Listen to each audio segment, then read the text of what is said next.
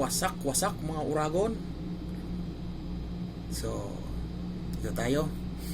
May konting topic. Topic regarding sa closure ng ABS-CBN.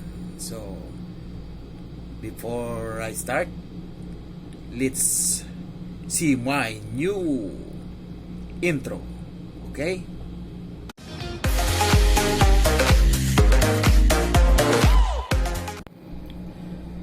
Hello, wasak mga uragon. Dito pa tayo sa work area sa aming mumunting opisina.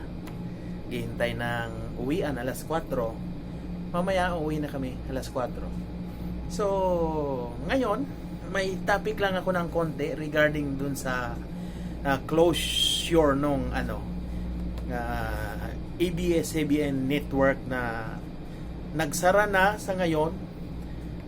Ang impormasyon ay nakuha ko sa aking minamahal na asawa. Ayun na nga. Sa yun na nga po, sarado na yung ABS-CBN nga nabigyan ng taning ni President Duterte daw na hanggang 11 ba yun? 11:59 ng gabi magsara. Kaya yun nga, nung sa magsasara na, national anthem na sila, nagpaalam na, habang kinakausap ko ang aking mahal na asawa, ayun na nga, sad to say, naiyak din yung asawa ko. Naman, nakakalungkot man na mapasara ang isang malaking TV network, pero sunod tayo sa sunod na lang sa kung ano yung tama. Hindi naman siguro mapapasara yun kung sumunod o kung walang na labag na batas. Ayun. Isa pa, na-expire na yung kanilang prangkisa, hindi pa man nare-renew o hindi pa na pag-uusapan sa Senado o sa Kongreso, hanggang sa Senado dahil nga sa COVID-19 issue. Kaya hanggang ngayon di pa natatalaka yung usapin tungkol sa franchise ng ABS-CBN. So maybe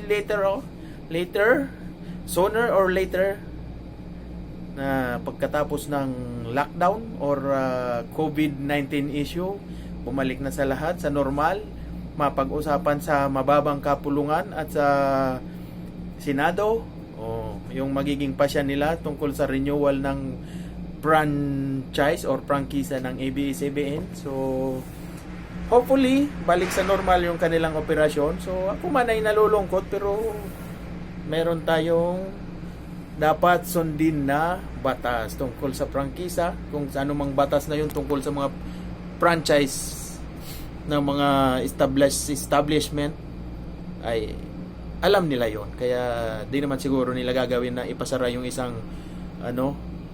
establishment kung walang nalabag na batas o mga rules and regulation.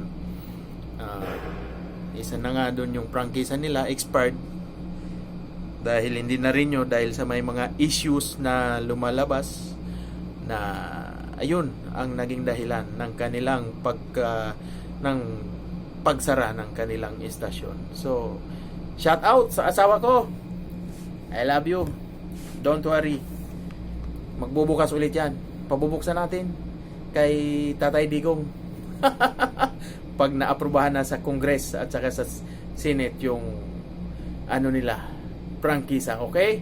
So shout out sa asawa ko, I love you, I love you.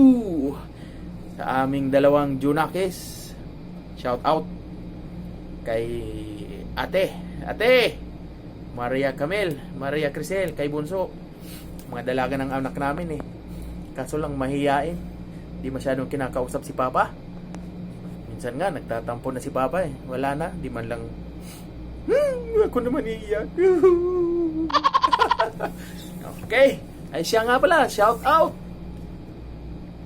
sa mga aking kamag-anakan, mga pinsan ko, mga kamag-anak ko dyan sa Bicol. Stay safe, stay at home. So, sana matapos na ang lockdown sa May 15. Back to normal na sana. Inshallah. So, ito na nga. Pag natapos na, back to normal, back to basic. So, sana yung mga na-infect ng COVID-19 maka-recover, fully recover, at wala nang madagdag pa ulit. Sana ingat-ingat lang din pag may time. Follow the rules and regulation na pinapatupad ng ating pamahalaan. Okay guys, so hanggang dito na lang. Ay siya nga pala, naalala ko kay yung anak ni pinsan, si Irene Martinez Inraca. Hey pinsan, shout out sa iyo, shout out din sa iyong anak kay Sian ba yon? Sian yung anak, Sian Huevos, Sian Michael ba yon? Basta yung anak mo si Sian Huevos. Oh, shout out pamangkin, hi sa iyo. Salamat sa pag-subscribe sa aking mumunting channel. So yung mga hindi pa po nakaka-subscribe, please subscribe to my channel, Bicol Express the Oragon. So newbie lang po, so nag-i-start pa lang mag YouTube vlog habang nandito pa tayo sa ating trabaho.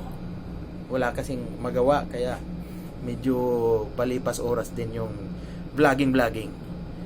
So please subscribe to my YouTube channel mga guys, mga Oragon, mga besh, mga bay. So Bicol Express the Oragon, and click the notification bell para ma-update kayo if ever na may ma-upload akong bagong video. So ito na lang. So see you on my next vlog. So bye bye, thank you for watching. Okay.